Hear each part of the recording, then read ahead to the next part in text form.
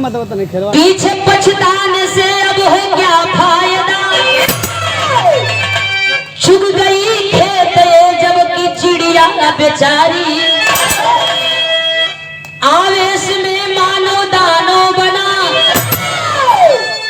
अरे रोटी इंसानियत अपना दामन पसारी। अरे कभी बाबू राम श्याम लाल जी कहते,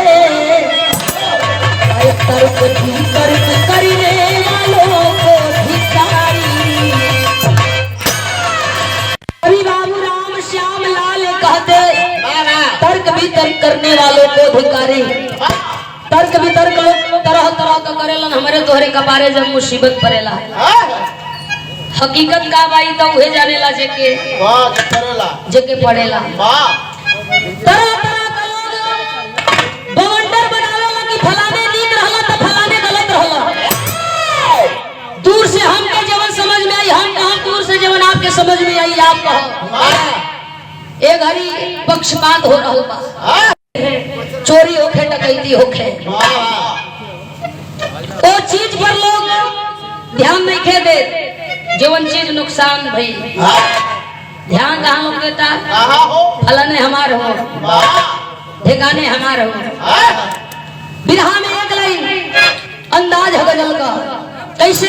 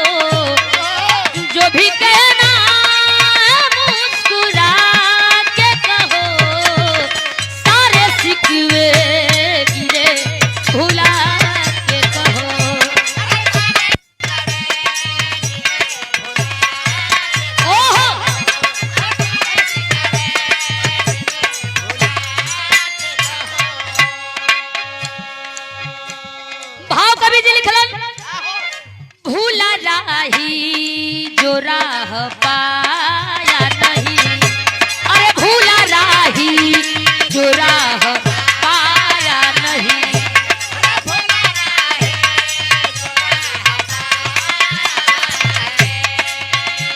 अरे कागजी फूल से सुगंधी आए नहीं, कागजी फूल से सुगंधी आया नहीं। अरे भूला राही जो राह पाया नहीं।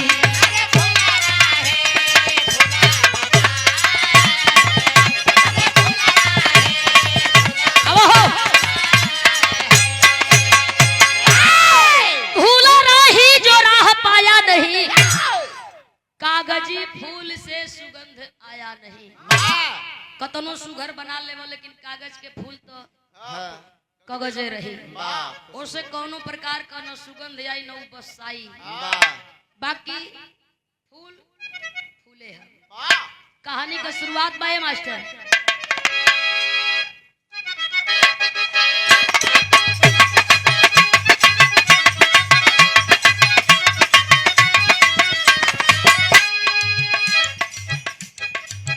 यूपी देवरिया अंदर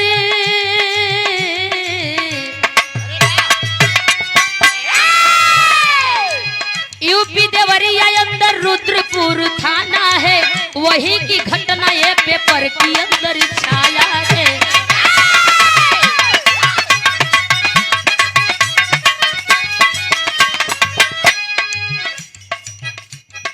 सत्य प्रकाश साधु दुबे दोनों भाई है, सत्य प्रकाश साधु दुबे दोनों भाई है। प्रेमचंद यादव से साधु साधु की रहनुमाई में।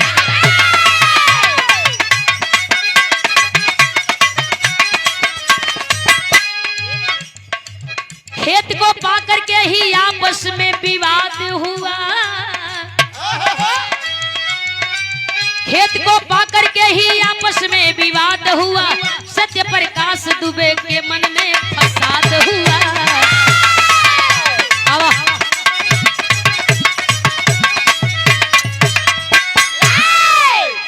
कहल जाला, बतावल जाला, पेपर में, सोशल मीडिया पर आप लोग देख रहल बानी।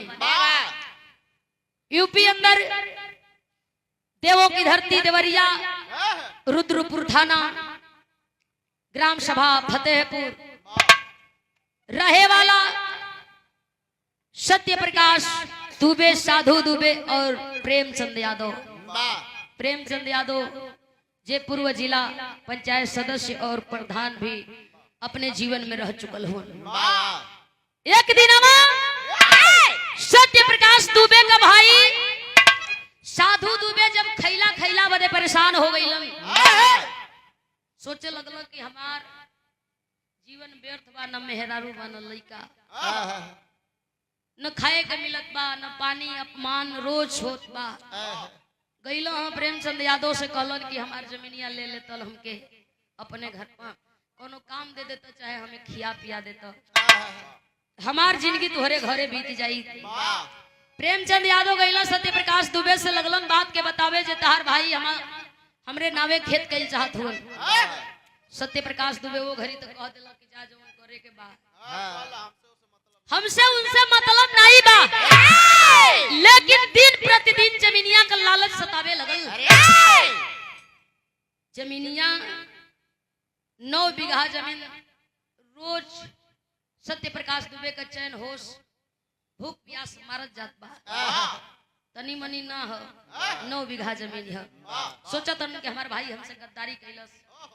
कहल जाला देहात में कहावत है कि भाई ऐसन हित न भाई ऐसन दुश्मन। सारा भेद भाई के बतावल जाला, भाई से कुछ ना छिपावल जाला। बेटी सुंदर हो केहू के घरे मत घुमैया, बेटा लायक हो सर पर मत चढ़ैया, मेहरारू आपन हो लेकिन भेद मत बतैया, भाई अगर आपन हो तो भेदो मत छिपैया। सत्य प्रकाश दुबे सोचे लगला हमार भाई हमसे छल कैलन। जमीनिया के लेकर के झगड़ा यहाँ तक बढ़ गई कि एक दिनवा सत्य प्रकाश दुबे सोच रहल हुन कि ये गई ना जमीनिया दिहन, हमके जमीनिया मिली, बाकी हम अपन जमीनिया ले।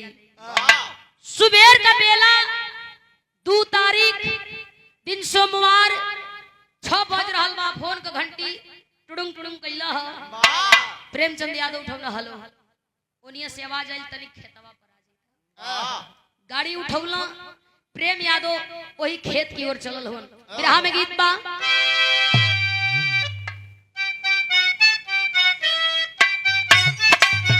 ओहो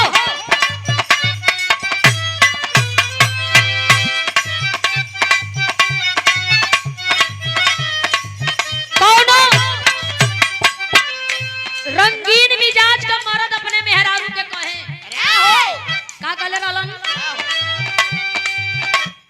का करतारू तनी हमके देखावना, हमके देखावना,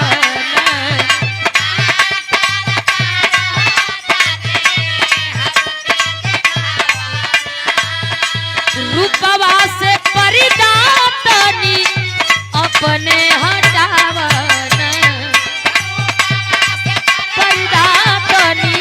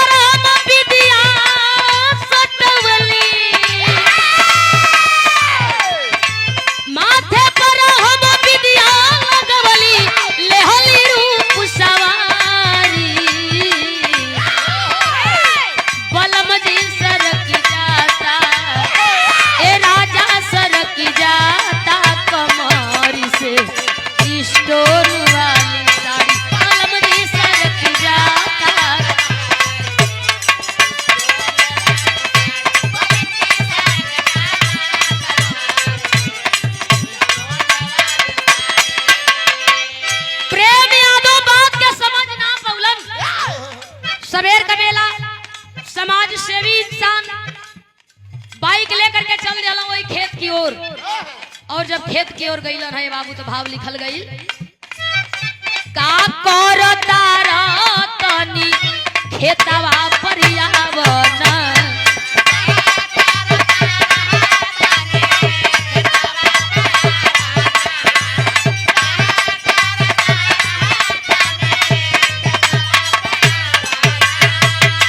घरवा कहाली चाल हमके बतावना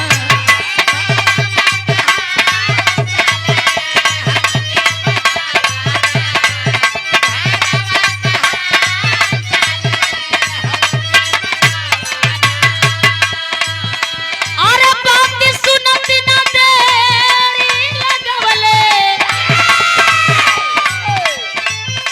अरे बात सुनत ना देरी कइले कइली हले तैयारी अरे धोखा जन लेना त धोखा जन लेना उ प्रेम गइले खेतवा परियाई धोखा जन लेना ही प्रेम गइले अपने खेती बाड़ी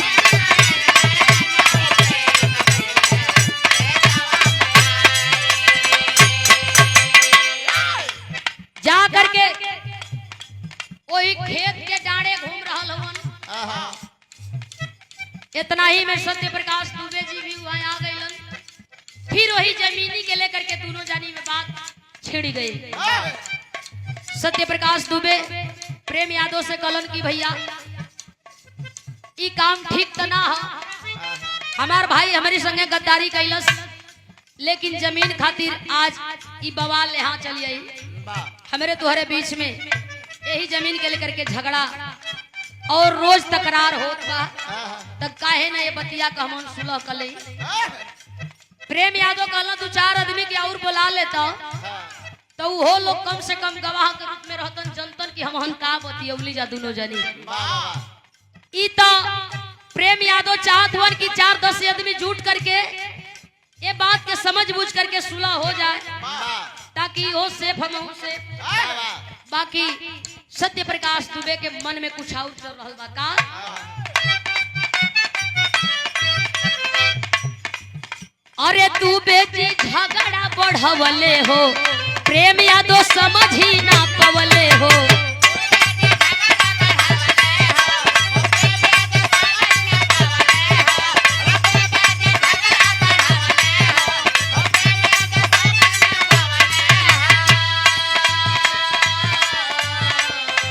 काफी रोम जमवले हो लोगवन के बोलवले हो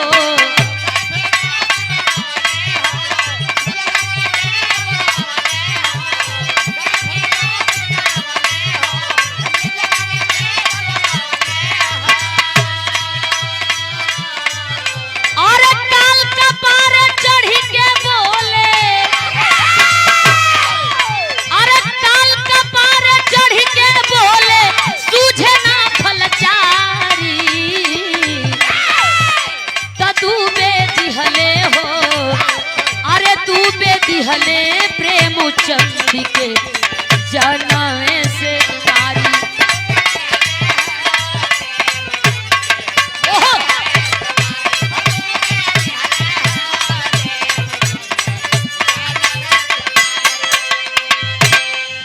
जैसे कि मीडिया वाले बतौलन न हम वहां का बानी न हम देखले बानी जैसे मीडिया वाले बतौलन सुबह का बेला में प्रेम यादव के बुला करके धोखा से मारल गई। अच्छा मारे वाला कोई और ना कुछ मीडिया वाले बता रहल कि दिवेश मिश्रा जवन सत्य प्रकाश दुबे का लड़का है पीछे से एगो डंडा कवार कैला दिमाग पर लगल प्रेम यादव गिर गईलन। ए बाबू कब कौना घड़ी केकर मौत कौना रूप में आई जाने के तक कोई न जानत बा जे गुस्सा के काबू में कलिहल उ जग जाहिर हो गई दुनिया जीत लेलस। आज गुस्सा के काबू ना कइल कहल जाला कि जहां हम वहां हम नहीं बर्बादी सबकर भई। प्रेम यादव जब मर गईलन गुस्सा में गांव का एकदम आदमी आग बबूला हो गईलन। और तो और प्रेम यादव का ड्राइवर बाद में पता चलल मीडिया वाले बतौलन नवनाथ मिश्रा निकाल लिया बगल से हथियार। बताया गया 3 लोगन के वो अकेले मरले रहलन। जात बिरादर कहल जाला कि कुछ न होला वो घड़ी मित्रता और मिताई सबसे बड़ी होले। तभी तो नवनाथ मिश्रा जा करके 3 लोगन के मरलन। गांव के लोग आक्रोश गुस्सा में लाल गईला घरवा में हेल करके लगल तोड़ फोड़ करे। बिरहवा का भाव बदल गए बाबू जब घरवा में लोग हेलल हुए। सब जगह जगह छिपल बा लुकाइल बा जानता सबके अपन प्यारे होले। गीत के का भाव बा?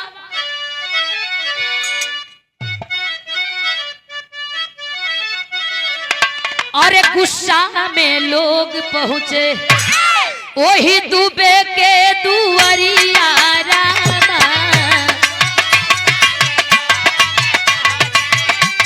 दुबे के दुआरिया रामा।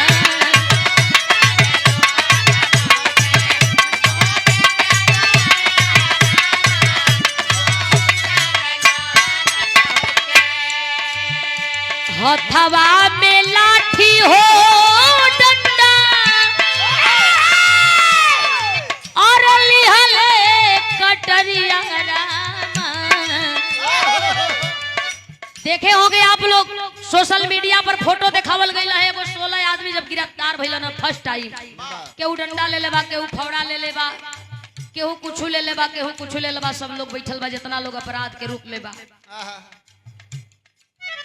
हथवा में लाठी डंडा और लिहले कटरिया रामा। गुस्सा में लोगवा पहुंचे दुबे के दुआरिया रामा।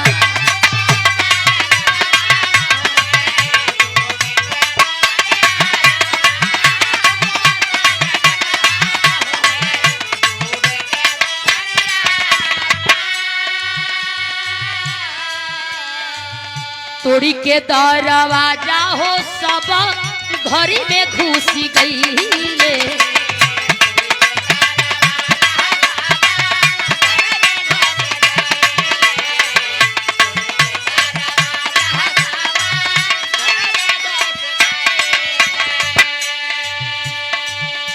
छिपले मुदैया कहवा तोड़ी फोड़ी कईले।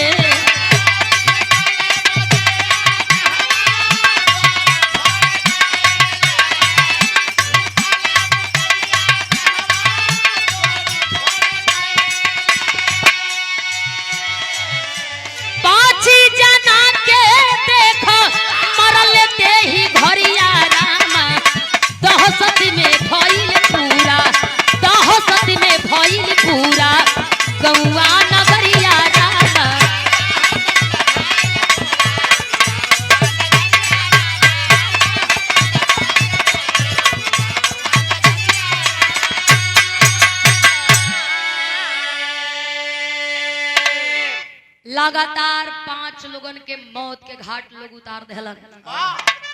मासूम एगो बेटा बचल है सत्य प्रकाश दुबे का वो घरवा में जीवने का नाम अनमोल दुबे बतावल गई। अनमोल दुबे के लगवा जब पहुंचल हुन गांव के लोग बाबू हथवा जोड़ करके वो मासूम बच्चा रो रहल बा कि हम कौन गलती कैले बनी, हमसे का अपराध भइल बा, हमके लोग छोड़ दा ए चाचा, हमके लोग मत मारा, हमार का झगड़ा बा, हमके लोग मार के ये अपराध मत करा। वह अनमोल बचवा लोगन के आगे हाथ जोड़ करके रो रहल बा। रो रो के एगो बात कहे, का कहे?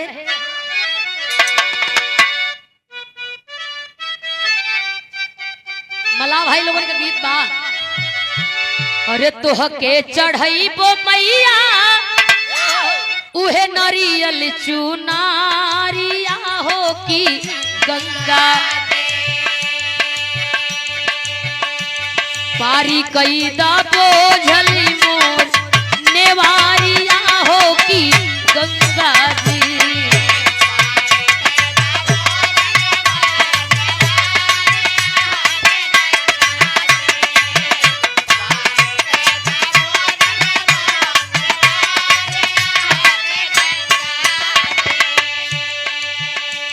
हथवा के जोड़िया नमोल करेला रुदानवा हो परनवा छोड़ी दा।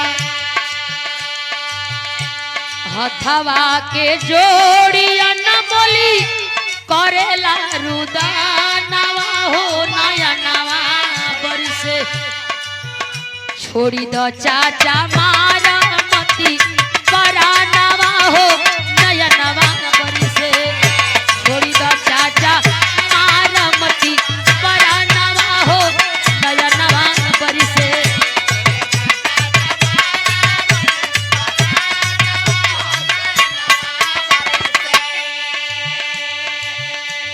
8 बरिस के बाटे हमारी बचपनवा हो नयनवा। 8 बरिस के बाटे हमारी बचपनवा हो नयनवा। थर थर कांपेला बदनवा हो नयनवा बरिसे थर थर कांपेला। ओहो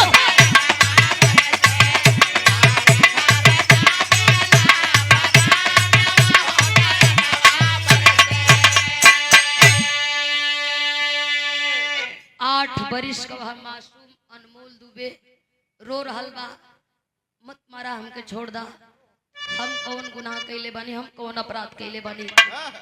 आखिरकार लोग वो 8 बरिस का मासूम बचवा अनमोल दुबे के भी नहीं छोड़लन।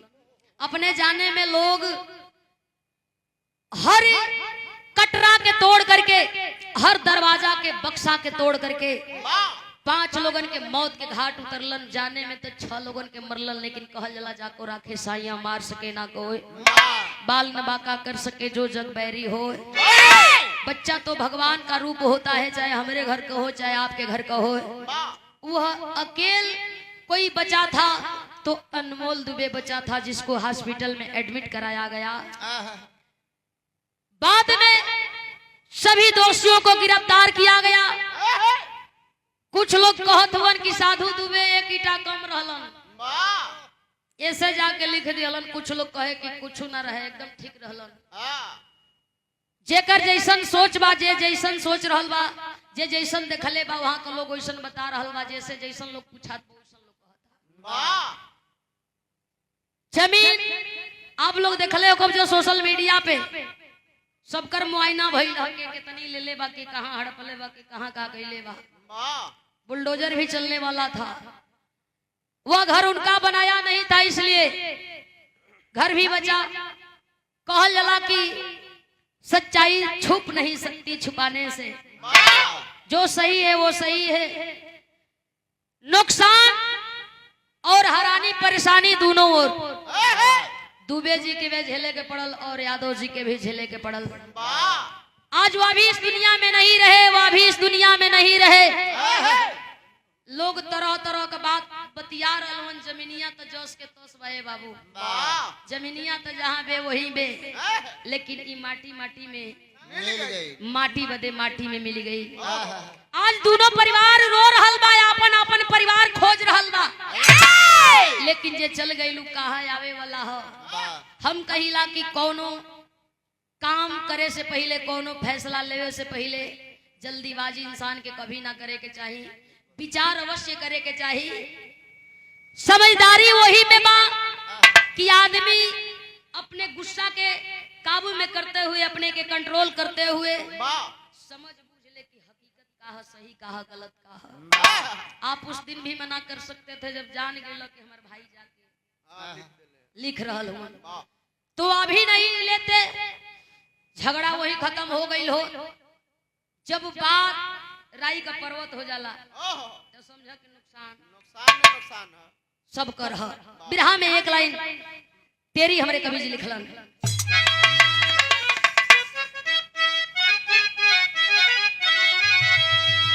सागर भी तब निशब्द हो गया, धरती कांप उठी, अंबर भी हुआ स्तब्ध। खबर पूरी पूरे हिंदुस्तान में फैल गई, जगह जगह लोग त्राही त्राही कर रहा बा। सब ये कहत बा कि ऐसा ना करे के चाहिए। आज सम्मानित व्यक्ति प्रेमचंद यादव जी की भी 4 बेटा बेटी अनाथ हो गई, और सत्य प्रकाश दुबे जी का भी बचल एक बेटा जो हॉस्पिटल में बा, एक बेटा जो रो रो के सोशल मीडिया पर सारी बयान दे रहा बा, और 2 बेटी जो ससुरैती ने 2 बेटी ते दुनिया के छोड़ के चल गई।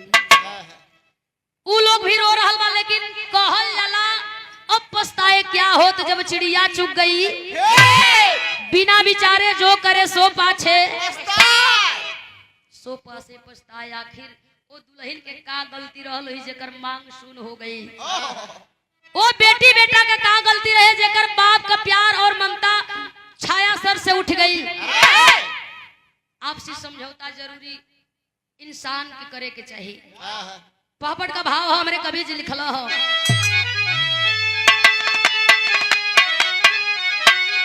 पुलिस प्रशासन एक्सीडेंट जब हो जाला मास्टर साहब, सांस चले ले डरने कुछ लोग कॉल ना करेला एम्बुलेंस के चाहे 112 नंबर के कि का जने हम ही न उल्टे चल जाए, हां फंसा दे। ओ घरी कबो कबो ये लोग आवेला जो ना घरी आदमी पोस्टमार्टम लायक हो जाला। क्या हुआ कैसे हुआ करे में पानी मानी अगर ओकर सांसो हो तो वजन खत्म हो जाए, वो उठा के पियासी मछली हो जाए। ये लोगों के मौका चाहेला कि पोस्टमार्टम लायक हो जाए। 6 बजे अगर वहाँ घटना घटल, शासन प्रशासन के खबर भी लगल, शासन प्रशासन के लोग जाते तो शायद शेष मौत जो हुई वह नहीं होती। लेकिन ये लोग कितना आरामदायक और कितना शांति पूर्वक इंसान हलो, बड़ा आराम से काम लोग करेला। कभी कभी खबर लगल है चलल हलो, पुलिस प्रशासन के लागल खबरिया देरिया ना लागल, आप पहुंच गए हैं फतेहपुर नगरिया देरिया ना लागल।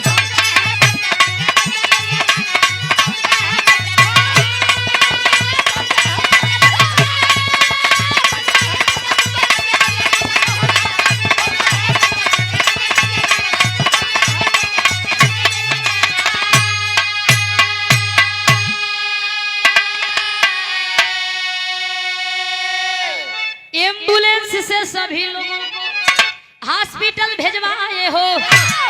अरे 5 लोग मृत घोषित भइले, पोस्टमार्टम करवाए हो।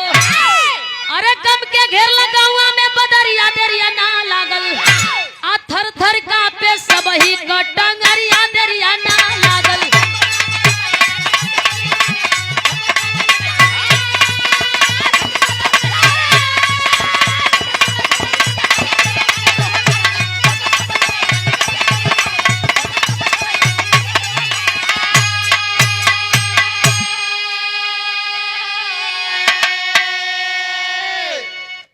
लोग कहेला कि खून का बदला खून। अबले हम खाली सुन ले रही, देख भी लिहनी। ए बाबू,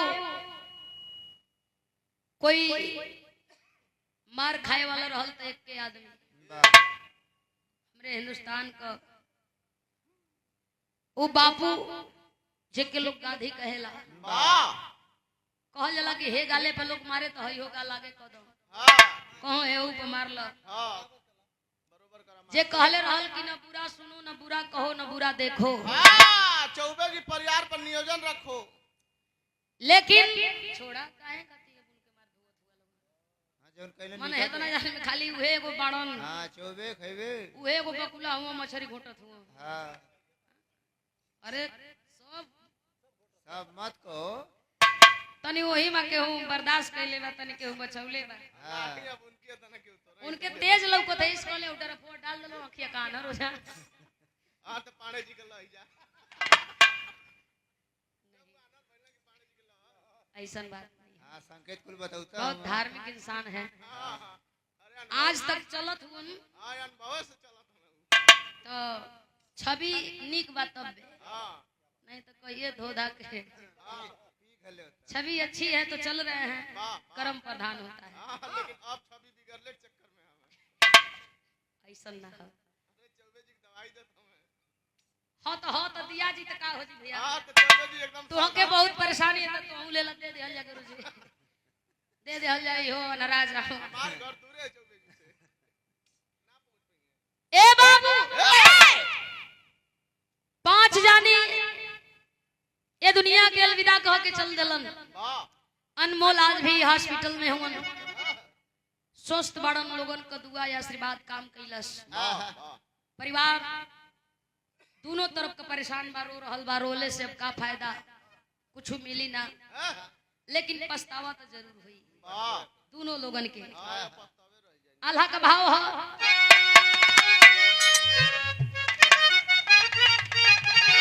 अरे सीएम का यादे सिपाही उहे गईले डीएसपी भैया,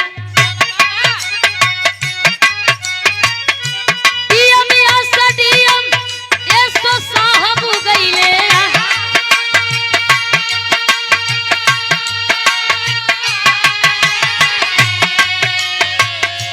कोई टीम जांच खाती गठित कई दिहले बाबू,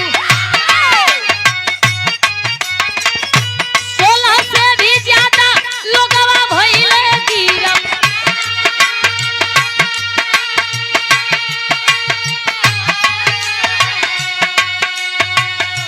सपा अध्यक्ष श्री अखिलेश यादव कहले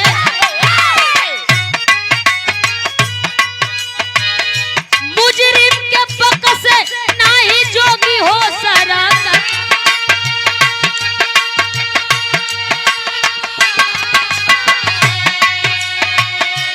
देखे होंगे माननीय हमारे नेता अखिलेश यादव जी भी आए थे, दोनों परिवारों के मिल करके धीरज बधौलन और यह कहलन कि उचित कार्रवाई हो, जो दोषी है उसको सजा मिले और जो निर्दोष है वो जेल से रिहा हो, बाहर हो।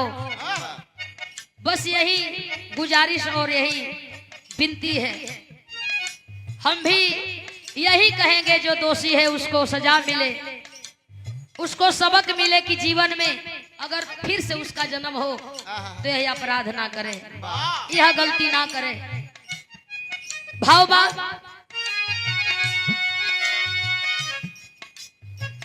चोरी हत्या पाप नहीं, चोरी हत्या पाप ना छिपवले छिपेला बाबू,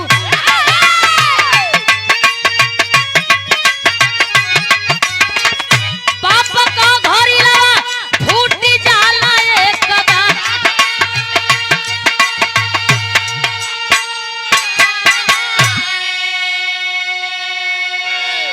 तीन छिपाए ना छिपे चोरी हत्या, खुले आप से चोरी हत्या पाप अपने आप खुल जाला। 1 साल बीती, 2 साल बीती, 4 साल बीती, हां तुरंत लगवा बक के एकदम मनैया आपस में जब बिगाड़ कर हम कहीं तो ही न मरले ते जानत ना है, भेद खुल जाई। असली मुजरिम जे बा जेल में बा, कुछ लोग निर्दोष भी बंद हुवन, निर्दोष अपन बाहर आवस, परिवार देखस, अपन काम धंधा कर